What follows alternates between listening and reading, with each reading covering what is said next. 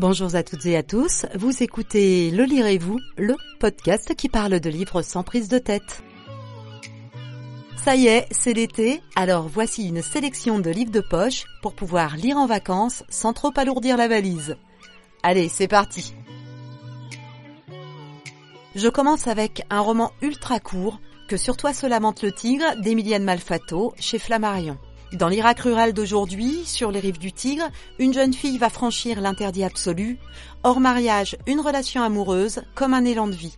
Mais le garçon meurt sous les bombes, la jeune fille est enceinte, et son destin est scellé, elle devra mourir. Toujours dans le thème de la mort, pas très gai, mais je vous assure qu'il vaut vraiment le coup. Vivre avec nos morts de Delphine Orviller, en livre de poche, prix Renaudot, largement mérité, cette femme rabbin qui nous raconte 11 histoires, qui raconte la mort au travers de ses expériences, mais cet essai n'est pas du tout morbide, loin de là. Son analyse du judaïsme, mais en mode conteuse. Chaque histoire est prenante, son ouverture d'esprit, sa finesse, son humour, ses réflexions personnelles en font vraiment une ode à la vie merveilleuse. Et si vous avez envie de partir aux États-Unis, je vous conseille Où vivaient les gens heureux de Joyce Maynard, chez 10-18, une saga familiale que j'ai adoré vivre, cette période américaine, l'avortement, la libération sexuelle, jusqu'à l'arrivée du mouvement MeToo.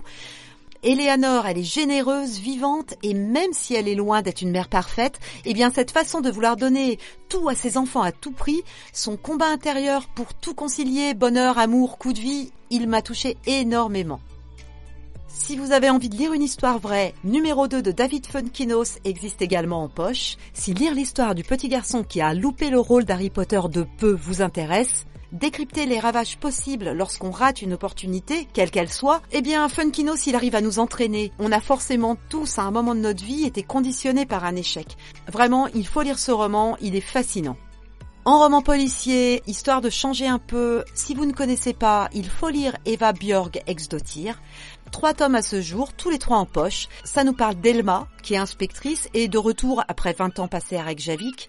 Elle est un peu en prise avec ses propres démons depuis une rupture douloureuse et elle se retrouve plongée dans les plus sombres secrets de cette tranquille communauté. C'est un véritable page-turner et ça donne un petit coup de frais. Sinon, on a l'excellentissime Et puis mourir de Jean-Luc Bizien, un vrai coup de cœur également. On y retrouve le commandant Jean-Yves Le Guen, un breton, accompagné d'un Corse. Alors pendant les manifestations des Gilets jaunes, il y a pas mal de meurtres qui sont commis dans les beaux quartiers de Paris. Ça aurait pu être l'œuvre d'un déséquilibré qui aurait poussé les revendications de justice sociale jusqu'à la vengeance, mais notre commandant breton n'y croit pas. Et c'est parti pour une magnifique enquête et avec une fin vraiment surprenante. Et si vous avez envie de découvrir de nouveaux auteurs en polar, je vous conseille Respirer le noir en poche chez HarperCollins. 12 nouvelles originales, singulières, surprenantes, des voyages olfactifs, des mondes connus, futuristes, des personnages terrifiants, vraiment terribles, des auteurs prestigieux. Peut-être que ça vous fera découvrir Barbara Abel, Karine Guibel, Jérôme Loubry, Mo Malo, Alice Dieudonné et pas mal d'autres encore. Et voilà, la sélection poche de l'été, c'est fini pour aujourd'hui. Si vous avez aimé cette chronique, je vous invite à laisser plein d'étoiles sur la plateforme où vous l'écoutez et à partager l'épisode autour de vous. Merci du fond du cœur d'avoir écouté jusqu'au bout et à bientôt.